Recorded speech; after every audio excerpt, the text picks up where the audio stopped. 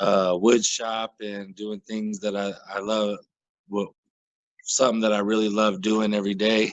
I wake up in the morning and want to go do, and it's just been kind of enjoying that. Awesome.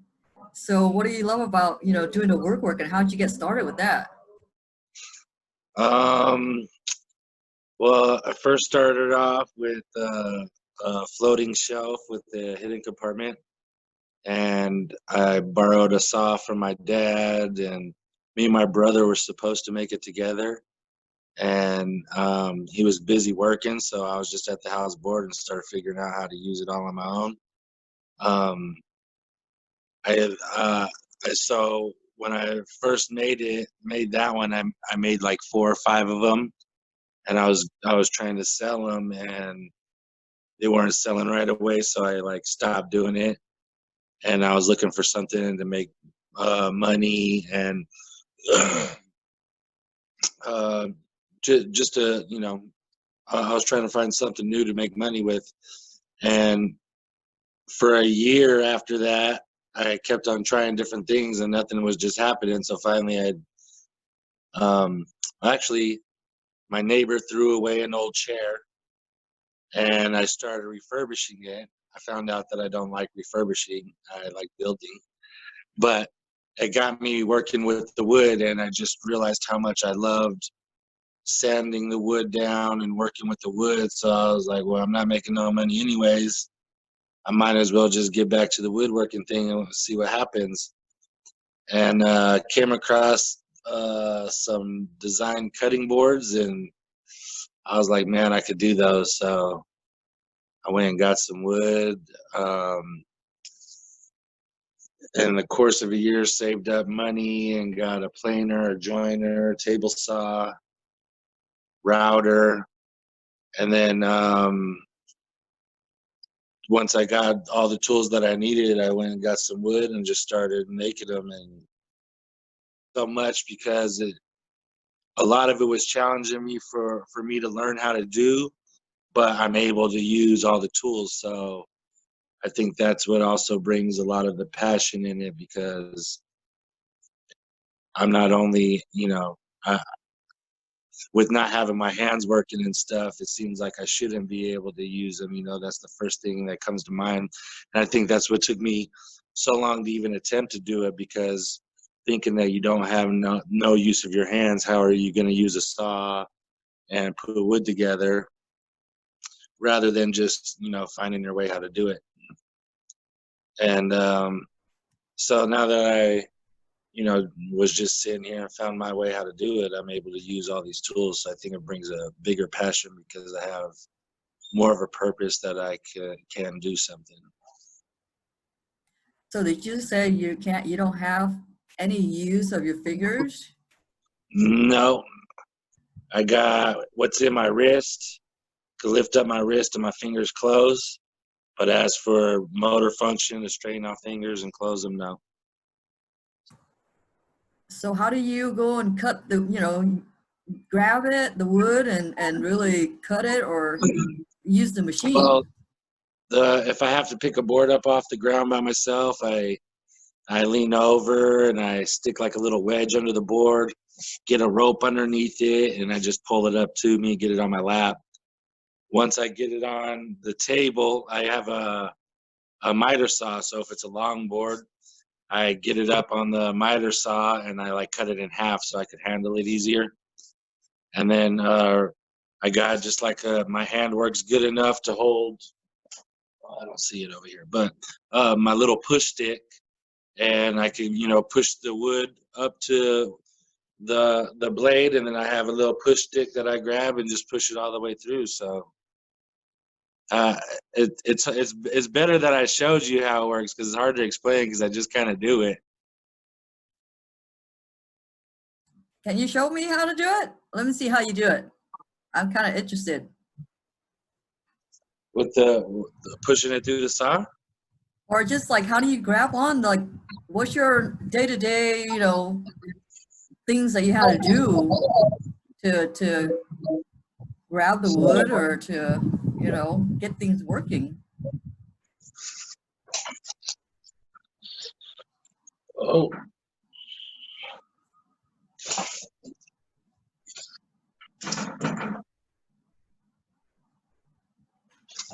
So right here, let me get it here on the table a little bit. Like if I wanted to grab my sander, I get my hand in here and I just bring my wrist back, and I'm able to hold the sander. And it stays grip? I mean, if I like really throw it down, it'll fall, but Doesn't it like go everywhere, you know, since, you know, I mean, are you able to hang on to it so it stays? Yeah. I'll use two hands. I'll have one up top and one like this, and then I can just guide it around wherever I want it to go. Mm-hmm. So I can't really grab it one hand. I can a little bit, but I have a lot more control, two hands, and just put it where I wanted to put it and sand it down. Then, so let's see.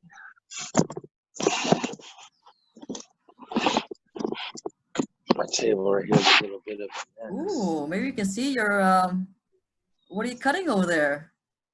So, say if I need to pick up the box, you know, I can just grab it. It's after 20 years of being paralyzed, so when you ask me how do I do it, I don't think about it like that. I just kind of do it. But like this board, I can slide it over. Now my fingers and my hands go underneath. It's just not gripping them. So a lot of it's knowing the balance.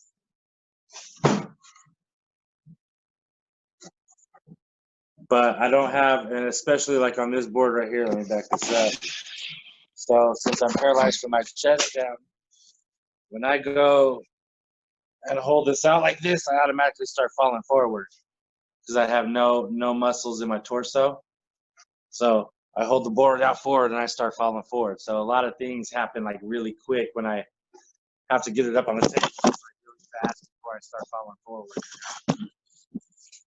And I can just, and I also use like a lot of my elbows holding on the tables and to hold me up better.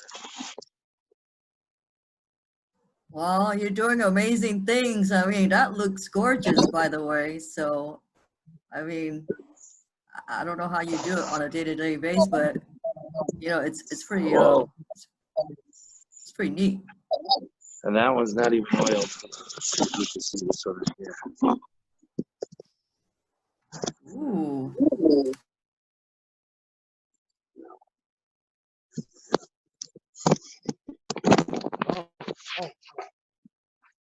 Dropped you. So I use my clamp right here. I stick my phone in the clamp, and that's my phone holder.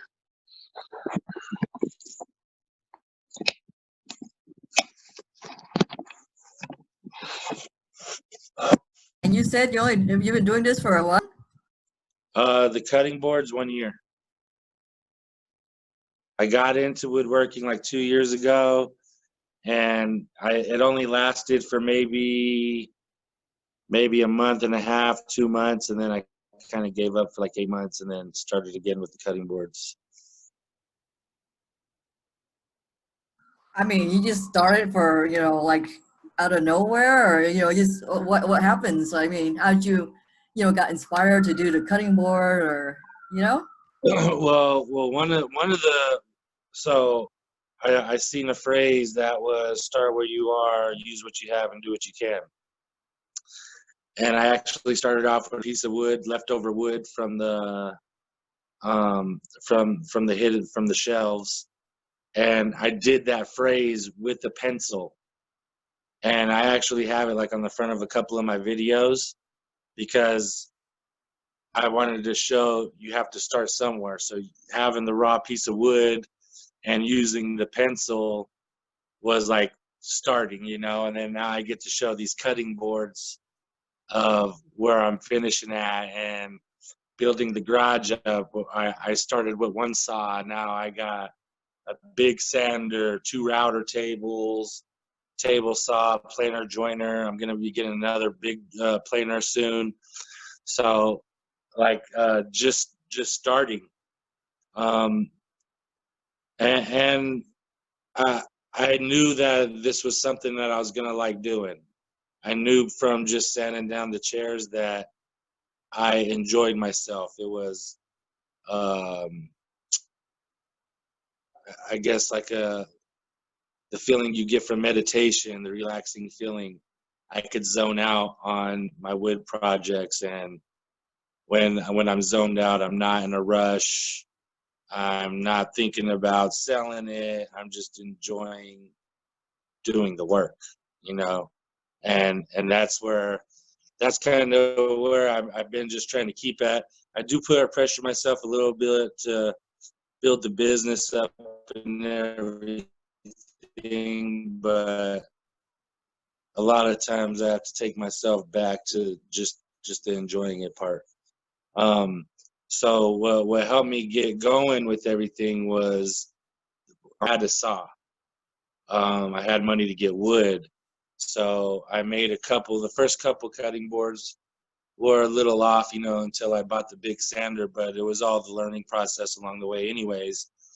Even if I had the big sander, I would have still, there was valuable things I learned in those moments. So it was just actually starting.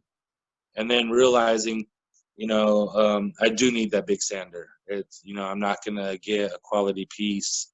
So um, I went out and I asked everybody if they would pre-order a cutting board with me. And so I could buy the sander I needed to move forward.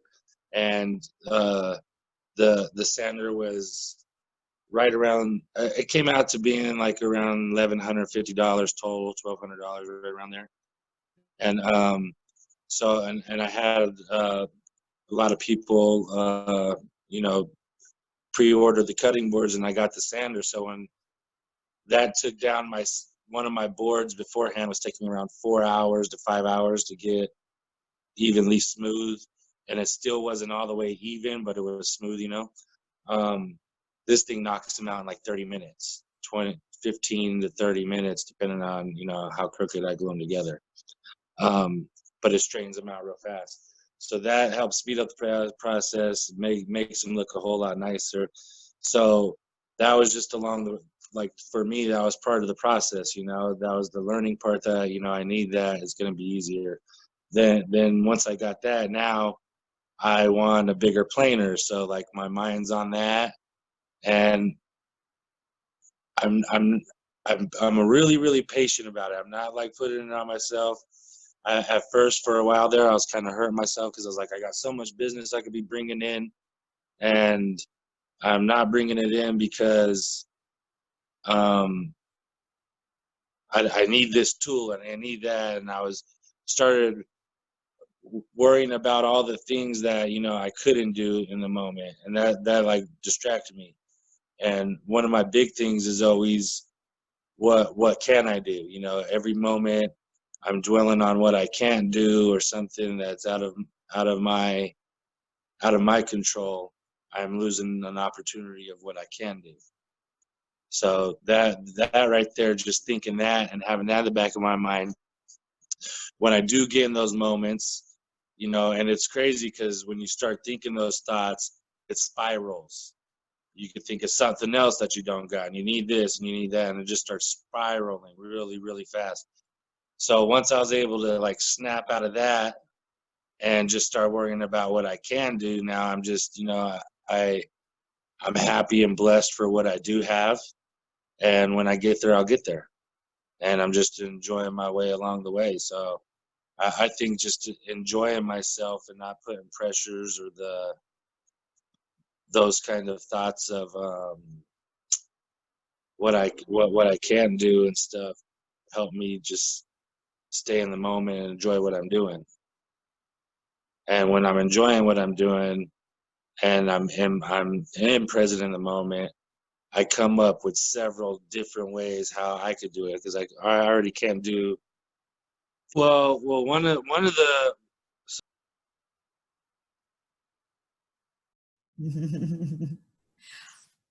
So, okay, how about, you know, is there a time in your life where you felt, you know, helpless, and what situation was that? And, you know, can you share with us what did you do to overcome the part of my life where I felt most helpless was that when I was very first got paralyzed and was in the hospital. And I think in the beginning, joking around with it, and kind of I didn't fully accept it in the beginning, but the more like I joked around and played with me being paralyzed, it was kind of a way of accepting it. Can And you the tell more like what happened? Like how'd you get paralyzed? I was on my way home from school. Well, actually, it was right after school. And me and my friend were on our way to an auto parts store, and we went through a light, and a guy ran a red light, hit my door. I was riding passenger, and my head kind of like went out of the door when I got hit, and I broke C5, C6, and C7. My spinal cord and one of the bones I stack up, it twisted sideways like that, with the spinal cord still in the middle, so it just kinked it. I'm not complete quadriplegic, so I have some kind of sensations, but just not normal. It kind of feels like that numb, tingly feeling where when your foot's asleep everywhere. Like feeling tingly everywhere. Like how did you what went through your mind? So I think I only I remember I blacked out, but it might have been like 5 seconds. I don't remember getting hit, and when my eyes opened, the accident was already done. But I was awake on the scene. Not being able to move, I was scared. I kind of automatically knew I was paralyzed. That was like one of the first questions out of my mouth: is, am I paralyzed? So I felt like I already knew, but I didn't know.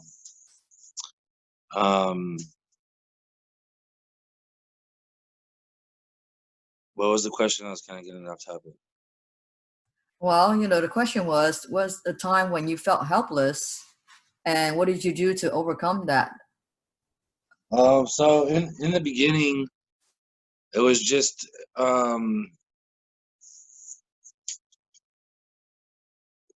I would say I had a lot of lessons along the way that helped me overcome it. A lot of it was just kind of the more I accepted the way it was, the more I overcame it. The more I dwelled on the thing that I couldn't change, like walking or being paralyzed, the more depressed I got. So I had somebody when I was in the hospital tell me, when it was like one of the most hurtful, best things he could have told me at the time was, stop worrying about walking again. Worry about being in a wheelchair. And I didn't want to listen to him at that time. I was kind of, no, I'm gonna walk.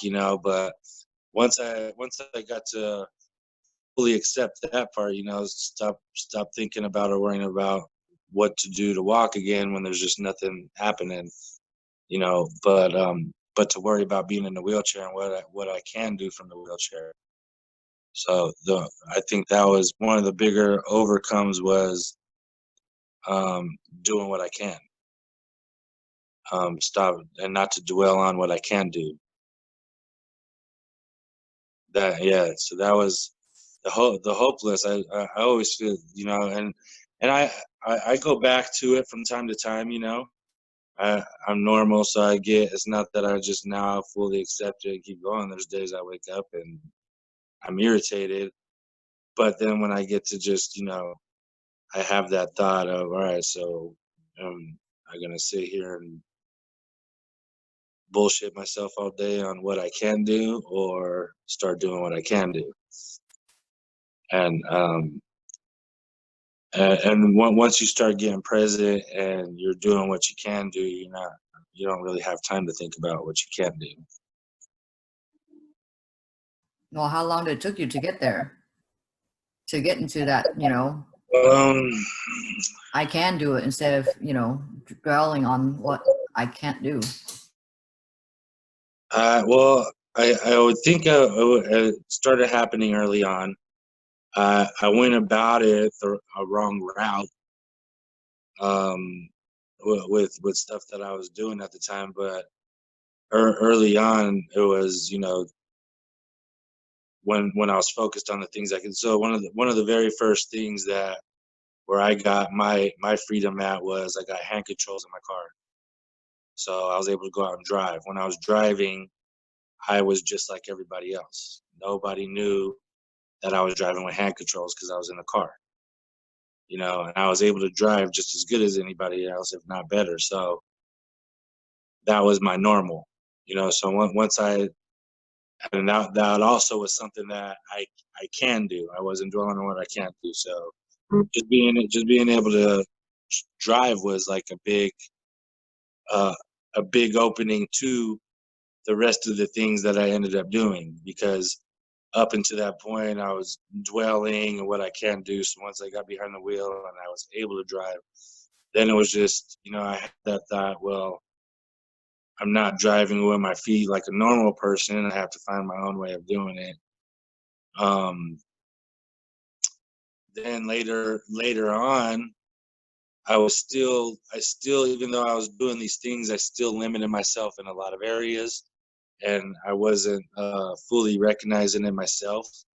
And I went to emotional intelligence trainings, and then I started opening my eyes about everything that I could do, because I was only doing, you know, this thing and that thing, and then I was still being a victim and not taking myself to my full potential. So after going to emotional intelligence trainings, I got to break down those walls and see where I was holding myself back, why I was holding myself back. You always ask me, what's my payoff? You know, so that goes into, you know, making things easier being in the victim mode. But then once I started giving myself, live into my full potential, I'm still like not 100% full potential, but you know, I'm way in my 90s, I believe. And um, just living, being in that full potential and going after things and making things that everything is possible to do is that's one of my big overcomes to get by every day, is always chasing a possibility. So you mentioned, you know, emotional intelligence. I mean, for a lot of people, they don't know what that means. So can you tell me what is that about? And, you know, what did you learn about yourself along the way that have you, you know, to do what you're able to do today? So the best way I could explain it with my experience is, so after I got paralyzed, and even way before I was paralyzed throughout my childhood, I started building these walls up. You know, something would bad in my happen, or disbelief, and I started, you know, building these big old walls that started limiting myself.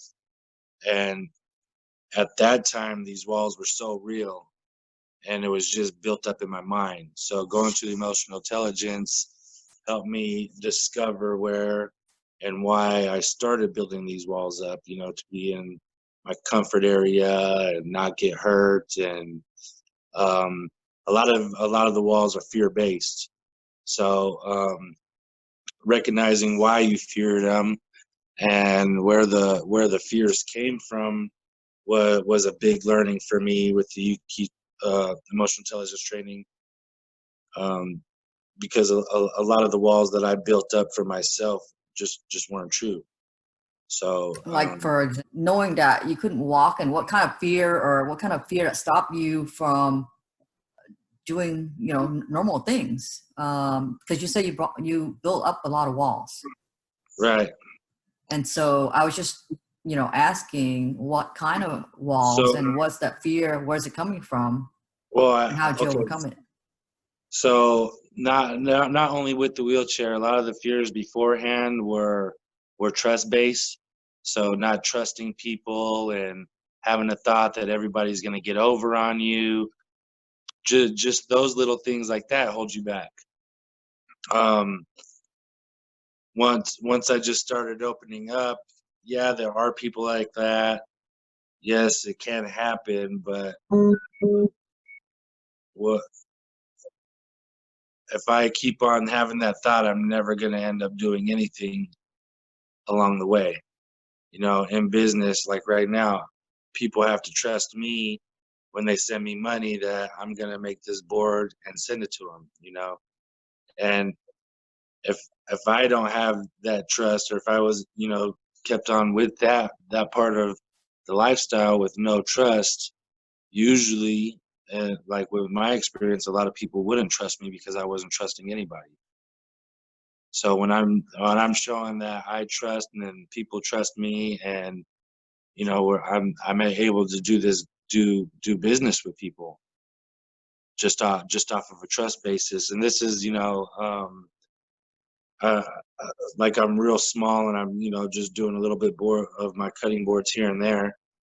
Since I'm paralyzed, I'm not like fast paced with putting a lot of them together. So um, it's not like a business. So people have to trust me all the way to make them a board. You know, it's not like they could go to the Better Business Bureau or nothing like that.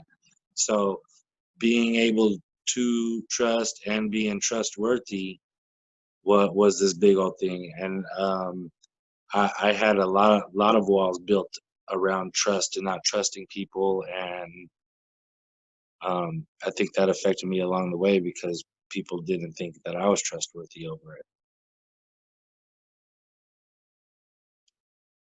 Um, other walls that I had built up,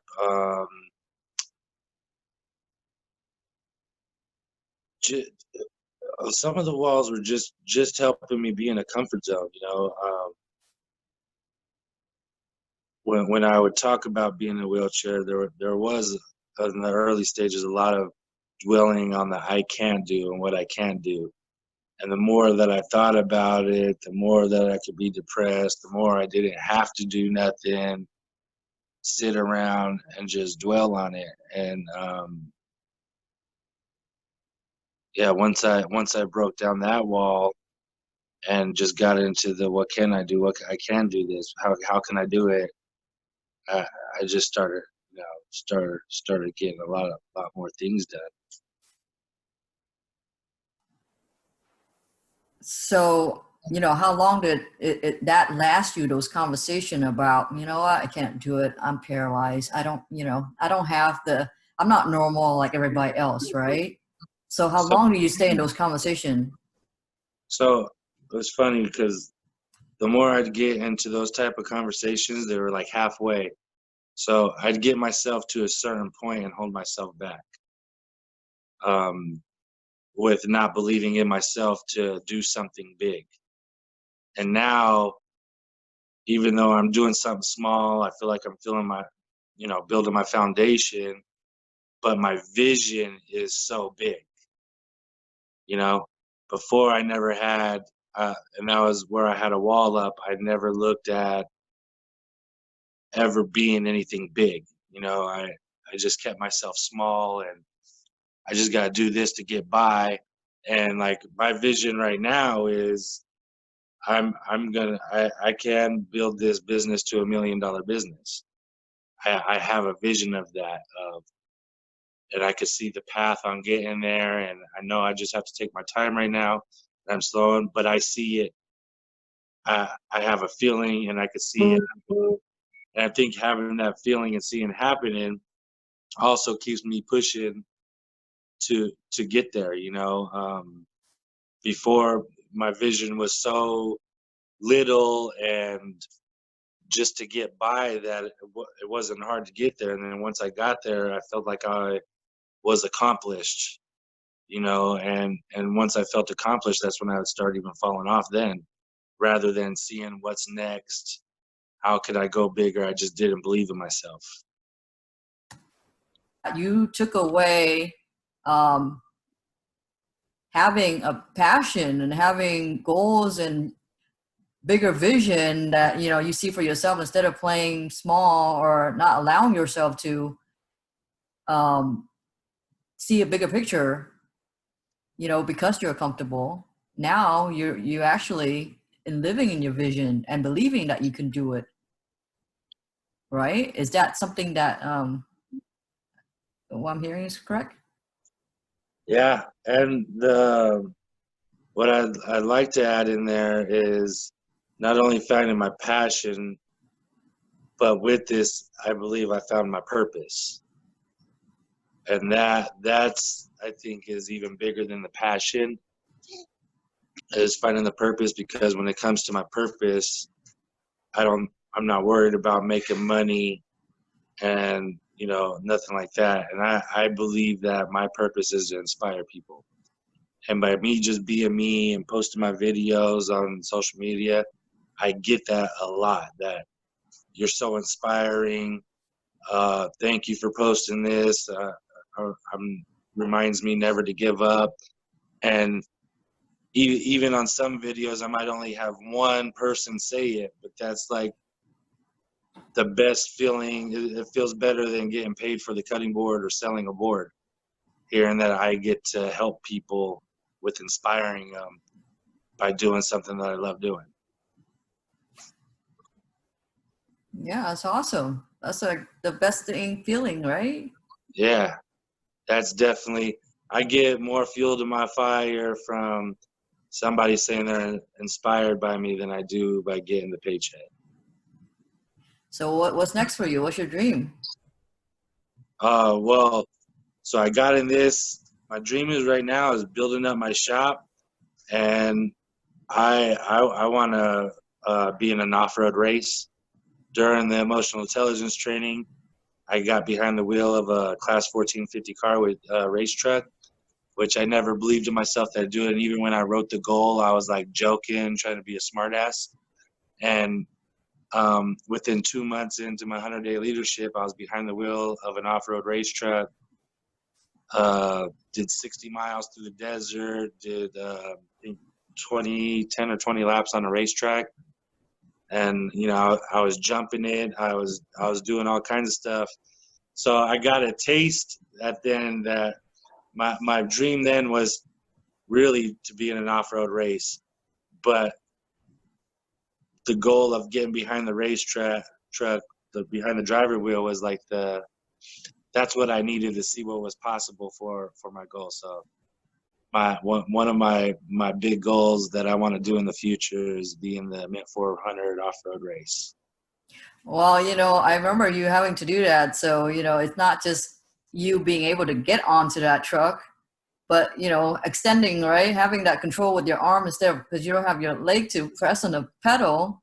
So you got to customize that, truck to even be on it, right? Oh, we were doing stuff in the parking lot, strapping stuff to my legs for pedals and all kinds of stuff. So how did it feel to actually, go after what you've been dreaming of, all your life, and didn't think you could even do it in the first place, and then making it happen in 2 months? I mean, how are you feeling at that time? Well, the biggest part at the time was they had to get me in a window of a truck. And I'm about small. I'm 6'5", 250 pounds. So 3 of them picked me up and they got me in. And once I was in, I was like, I don't care how I'm getting out. I mean, so they strapped up the harness on me, put on the helmet, and it was just, the guy was worried in the beginning, was asking me to do turns on those vehicles, because the suspension is so good. Like when you go around a corner on a normal car, you let off the steering wheel and the wheel will straighten back out. These ones, you turn a little bit, and if you let go of the steering wheel, you'll just do circles. So you have to like force it back straight. So it was a little difficult in my hand learning it, but by the time I was done with the laps, I was ready to do 60 miles through the desert. Wow, that's freaking amazing. Because then like they're trusting you with the expensive car that you have control of. Right? The guy was like, hey, go over here and just do like some figure eights and see if you could turn the wheel. Uh-huh. I don't think he wanted to let me go, but then I did the figure eights. So I was like, come on, put me on the track. Wow. That's freaking amazing. So like once you got a taste of it, now you want more? Is that's next? Yeah, once I knew I could get behind the wheel, now I want to be in a race. A race, a real race. Yeah, full on race. Mm-hmm. All Uh, right. We'll get to see you on that race. oh yeah. What's after that? I know you're like a fan of Gary Vee, and he got you started with, starting with where you're at, what you have, right? So, I think my still with my goal is just building up my business. The cool thing about woodwork is it's a never-ending creativity. So like right now I'm doing the cutting boards. I have a couple designs that I picked up from and used other people's designs. I got a couple designs that are my own, but I plan on I want to do exotic wood furniture in the future, and just keep creating. Like I said, there's endless creation to the woodwork, and I like watching other people's stuff because I can watch this guy's stuff, that guy's stuff, that guy's stuff, pull three of them together, and then I can create my own in my own way. And so that's kind of what I like about woodworking. It's like I never have to be stuck doing one thing. I could always change it up and do something else with wood. mm-hmm. Well, so, what we learn is you got to declare your intention, what you want to create next, right? So what is it for you? And, what do you want to go after this with having your own wood shop and being on the race? And what are you declaring? After all of that, after the race and after the shop, is that what you're saying? Declare after that? Yeah. After that, after I declare that, I want to start. I want to start a program to get troubled youths off the street and bring them into the wood shop. So it's making a difference for the kids and showing them. I want to bring kids in that feel they don't have a future and introduce them to the wood shop to give them something to look forward to. Living in fear, and what would you teach the kids? What would you tell them? Well, one of the bigger, I could use this with my daughter. So the 4 things that I like to push onto my daughter, one is, and to me is very important, don't worry about what anybody else thinks of you. Do what makes you happy. To me, that's one of the number 1 things that keep you from being happy is trying to live your life in other people's eyes. Live it to your eyes. Do what makes you happy. Don't worry, everybody's going to judge. There's not a person in the world that hasn't been judged by somebody. So to me, as long as you're doing what you're doing and you're happy, that's what's most important. 2, if you like something, don't give up over money. When I started doing the shelves, I gave up and I lost, all this hope in there. And for that year, I was bored, with all the other things I was trying. And this is the one thing that I love doing, and I felt good doing it. When you love the thing that you do, and people see the passion when you talk about it, they see whatever you're doing, you feel the vibe that they really love what they're doing. When you love what you're doing, you will attract the money. There's people that seen my work 6 months ago, been watching me, liked all my videos, never thought to buy a board. I talk to them and they hear how passionate I'm about it and they want to support me and buy a board off me. So my thing is, do the thing you love, because when they see that you're happy and you're doing what you're loving and you talk to them and you give them that little inspiration about that and they could feel the passion behind it, that's attractive for them to want to do business with you. So don't worry about the money. It'll come if you love what you're doing. The 3rd thing would be stop dwelling on the things that you can't do. Every time you're sitting there thinking about something you can't do, you lost an opportunity for something you can do. And the fourth one is my phrase: start where you are, use what you have, do what you can. Mm-hmm. Those are the four things I'd like to pass on to the kids. And the fourth one is a big one: start. Just start. And when I say start, like, I like this one right here, because my start where you are, use what you have, do what you can, some days is cleaning my living room. You know, if I'm like frustrated with my living room and stuff, and I know I have to come out here, work, and do cutting boards, sometimes my start where you are, use what you have, do what you can, is cleaning my living room just to get that out of my mind, you know? Mm-hmm. So anytime that I'm just sitting there and I happen to look at my phone and I catch myself scrolling through Facebook, the times that I catch myself, I'm like, dude, what am I doing? I'm wasting my time. Start where you are, start looking around, and I'll find something to do. Even like if I'm waiting for a glue up and there's nothing else I could do in the wood shop, I start saying that stuff. I look around, oh man, I could sweep the floor. Oh, I could do this, I could do that, I could do that. And when you're doing all those things, you're so much more prepared for the next day. There's all those things are off the checklist, you know? So it eventually just makes the following day easier going by that. You know, when you notice that there's wasted time and you could be doing something, start where you are, use what you have, do what you can, and look around. Find something in front of you that you can do, Mm-hmm. because it's an accomplishment. The more things you accomplish, the more things you want to accomplish other things. Well, you know, I know you told me before that it takes you 4 hours just to get out of bed in the morning to get you started with your day. So is that, you know, something that you are very aware of with time? So then you don't waste your time, you know, when you're able to come out and, you know, off the gate after 4 hours, you start with what you can.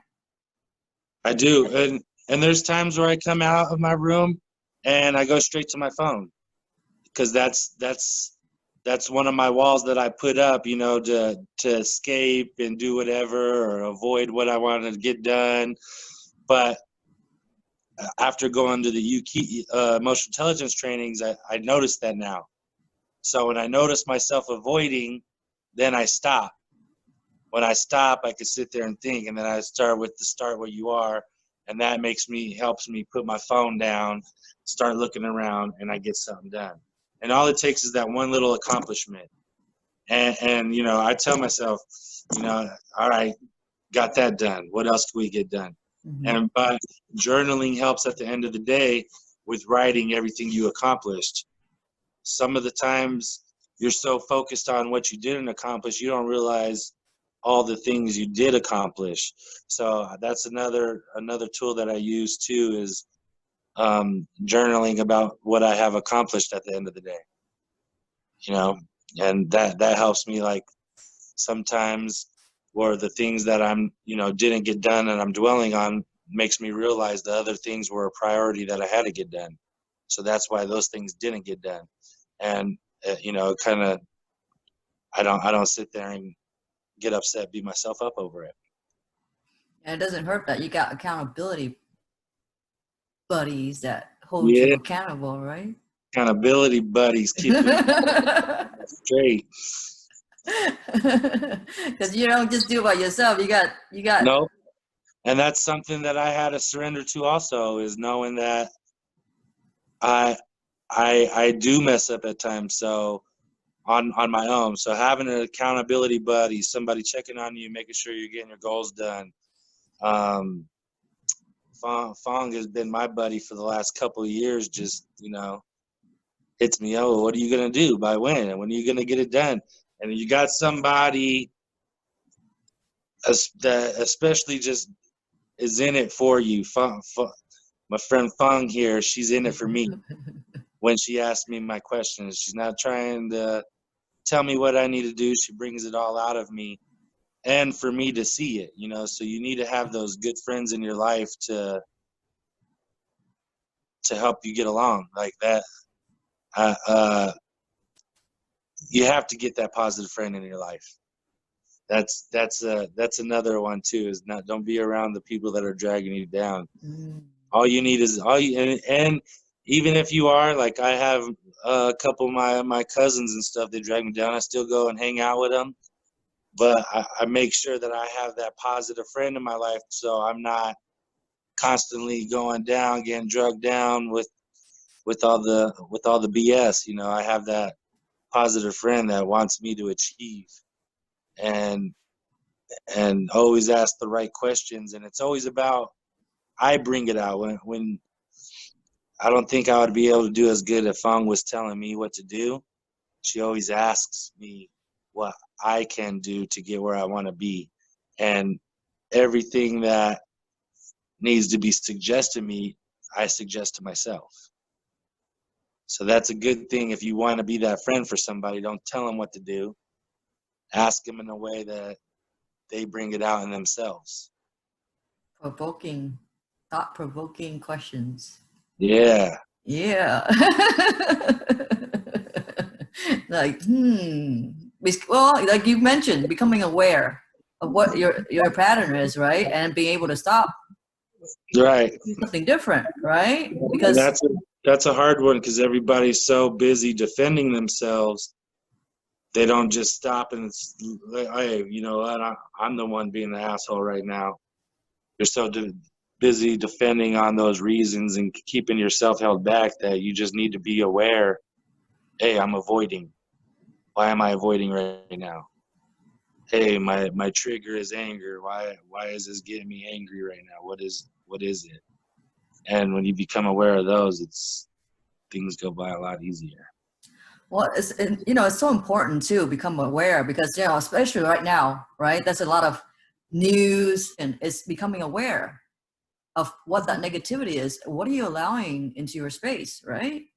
Because if you're allowing that, then it sucks you into that, that vortex, into the negativity. And so, like, what I love to hear about you is that, you surround yourself with friends that are supporting you, and keeping it positive, and then start with where you're at, move towards your goal that I mean, yeah, you can't change, what's happening out here right now, right?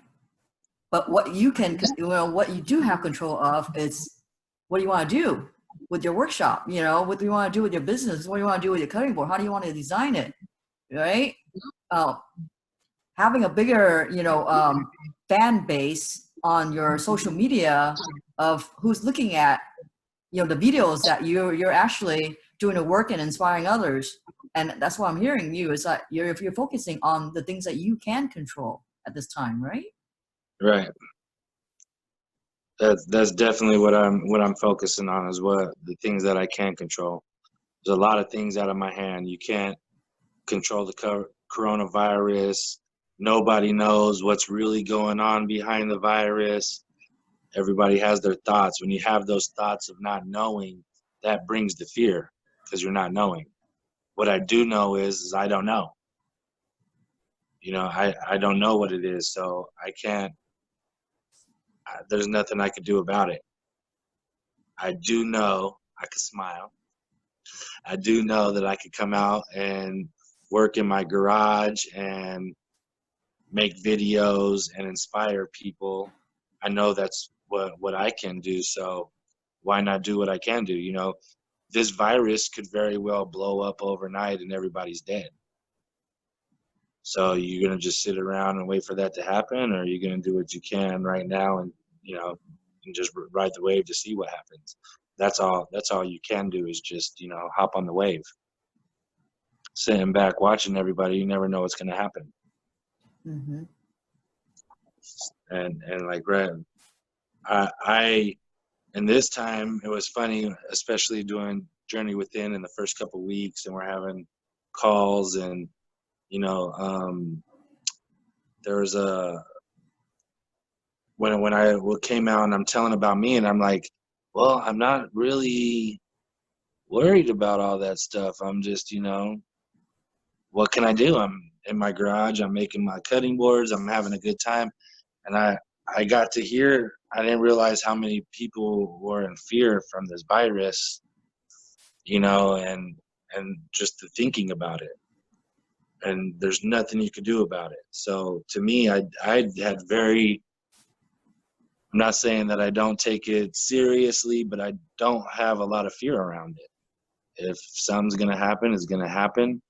And when it does happen, I'll deal with it when it gets there. But like, I'm going to enjoy myself until that time comes. For sure. Yep. I think that's why we're friends, right? Because then, you know, I don't really listen to the news that much either, because, you know, I can't control it. You know, there's nothing I can do. So what I can do is, you know, share our stories and maybe inspire other people to, you know what, focus on the things that they could do, right? Like you know, focus on cleaning your house, you know, focus on sweeping the floors, you know, focus on creating your business and, you know, inspiring other people with your videos, right? And so start where you're at and do what you can, like you said, right? Yeah, and then also too, along with that, don't beat yourself up on what you're doing, how much you get done. Enjoy the process. Be in the moment and enjoy yourself. Have that little daydream going on while you're doing it. You know, like enjoy yourself. Mm-hmm. I think that's Yeah. one of the. I think those are the times that I man, when I'm in sometimes I get overwhelmed and I'm trying to get boards together and I deadline myself. And then sometimes I just got to sit back. I call everybody up. You know what? These are going to be a little late. And I get back into enjoying it. And when they get done, they get done. You know, but enjoying it is important. Well, being honest where you're at, Yeah. right? And you know, just letting people know and they appreciate that too. And then you release your own, you know, you relieve your own self from your own stress, and then being able to actually following your passion, doing what you love. And I mean, I think that's the best thing that you can ever do for yourself, isn't it? It's like having, you know, finding a meaningful purpose in your life. That and then finding that thing that when you have the setbacks or the hurdles to jump, you enjoy them when they come. Mm-hmm. I mean, in the moment, sometimes I might be like, well, you know, pissed off in the moment, but I so enjoy the learning experience afterwards, you know, and I get to improve myself every day on stuff because I enjoy and love what I'm doing. It's not Yeah. something like, it's not, one of my triggers is to go into anger when something's not right. But now that I'm aware of that, I get to stop right after, you know, that trigger moment. And I get, when you're stopping, you get to learn off of it. It's fun. You know, that's part of this process, and you enjoy it even better because you never stop learning if you allow yourself to never stop. So it sounds like, you know what, this emotional intelligent training made a huge difference for you in your life, right? Oh yeah, real big, real big. Would you say it's life changing, or you know, for you? Oh yes, I would definitely say it was life changing. The truth really matters with all that, because the truth that I was telling myself, which wasn't a truth, it was, you know, something I just wanted to believe. But you know, you get behind people that are authentic and keep everything real with you and hold you accountable. It's definitely life changing. Especially when you want to be a certain, you know, I want to be known as a good person that, you know, did things for others. And so recognizing that that's what I wasn't doing What were you doing? to my full potential. What were you doing before? Before the EQ trainings, Mm-hmm. I was a street hustler before then. I did a lot of illegal things beforehand, and I had there was a facilitator there.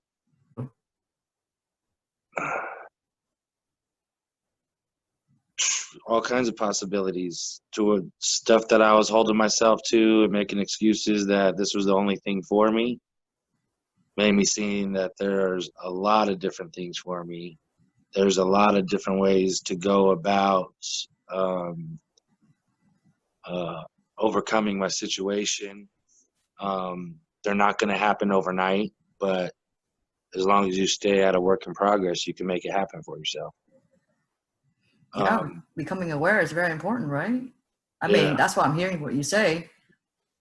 Aware that, you know, you're playing small, aware that you're not living to your full potential.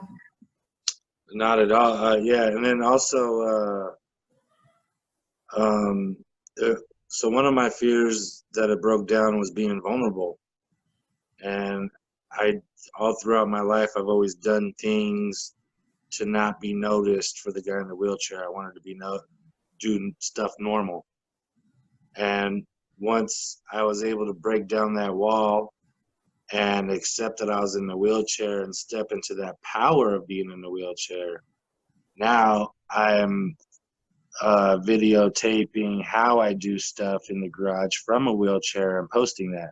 I would never do that before. I'd only post my work because I just wanted you to see the work and buy it. So, but now getting to show you that I'm doing this from quadriplegic in the wheelchair is all out. And that in the beginning was a very, very hard to video myself and post it. Being vulnerable and having the fear of being camera shy, and just stepping into that has opened up. Uh, uh, I'm almost at like 7,500 followers on TikTok, over 200,000 views between two videos, and it was all just being vulnerable and using my full self, accepting my full self, and being vulnerable with my full self. Yeah, fully accepting yourself as you are with your own disability, right? And acknowledging that you don't like the term disability because you're not disabled. You rather use cripple, right? Yeah, Right. I remember hearing you say that. So maybe you can I tell us don't. a little bit more about it. Yeah, I don't. So first, when I told you about that, I don't like when when I'm talking just normally. I'm like, yeah, I describe myself as being crippled. I don't like when people say, "Oh, don't say that about yourself," and try to tell me, because I'm more comfortable with being called crippled because disability has the word disable. When you say disable, to me, that's saying I'm not able. Now, the definition of crippled is a person or thing that doesn't get around normal. And I feel that describes me perfectly because I'm capable of walking right now. They have these RGO systems, braces that could stand me up. I'll walk like a robot, but I could walk. Now I'll be walking crippled, but I'm able. So and to clarify it, I'm not offended in any kind of way when a person says I'm disabled. I very much am disabled by the definition of disabled also. Preference when I describe myself, I like to describe myself as crippled because I don't like putting the disabled in my subconscious. Yeah, because you're perfectly capable of doing all the things Right. that I'm just, anyone can do, right? I just mean, you're doing you're woodworking. Normal yeah. people can't do that right now, right? And here I you just are have to doing do it it. my way. Huh? I just have to do it my own way. I don't do it like everybody else. So yeah.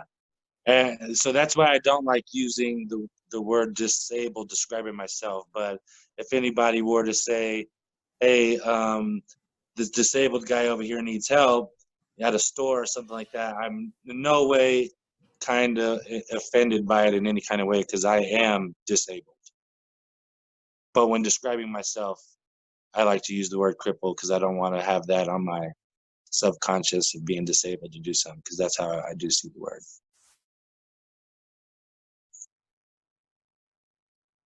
I remember, I was telling you one day to do a gratitude, and it was for normal people, it was gratitude walk, and you're like, I can't walk. I'm like, okay, roll. Okay, I don't care how you do it, as long as you think about it and roll. Do what you gotta do. But I love that we can, joke around, that, right? And not, hey, this is the way it is, and it's okay. Like, you're accepting yourself for who you are, and right. And we can joke about it instead of like, ooh, we can't say this, can't say that. It's just being authentic and raw and real. Yeah, I think a lot of people, if they fully accepted themselves, they wouldn't care about words that were brought up. I think the people that are offended are the people who are not fully accepting themselves as they are. Yeah, I totally, see that. You're accepting who you are and you're living your passion. And so, it's awesome to hear it. And I can't wait until, you get to be on the stage, because I know you haven't said it, but you want to talk on TED Talk, right? I want to be a TED Talk. I've had thoughts of doing schools. I would like to go around to schools and I would like to be some kind of inspirational speaker or something along the way. Mm-hmm. I do see a future of that also. That's also one of my after my racing goals and stuff like that. I still feel I have a lot more to add to that. Although I do have a good story now that I want to start doing inspiring speaking, like on my tech talks and stuff, or TikTok, and start putting the story out now and getting it a little bit better. But I still have this area that I want to accomplish, so I have more confidence in my speaking and how to do things. It's a work in progress. Work in progress. That's right. All right. Well, you know what? I can't wait. Maybe Gary Vee get to see this video and, maybe he invite you onto the stage and get you going. Who knows, right? Yeah, man. That'd be cool. Living in your vision, that's what it is, right? I heard he has a team of speakers too. A what? I heard Gary Vee has a team of speakers. Yeah. That'd be cool to get on like the little show with him, be one of his team speakers. That'd be awesome. What do you mean? That'd be cool. That'd be freaking amazing, right? I know you'd be loving it. Just hang out with Gary Vee all day. Yeah. Well, I can't wait. Let's see, So yeah, I'm hoping, whoever is listening to this video, they get some inspiration today and right? And take away that, to start where you're at, what you have. And go from there. Do what you can. Do what you can. Focus on what you can do. Yeah. So thank you so much for spending the time hanging out with me and, having this conversation. And let's get you hooked up with Gary Vee. Anytime. I look forward to doing more of them. All right. Well, you have a good night. Thank you so much. All right. Talk to you later. Love you. All right. Love you too.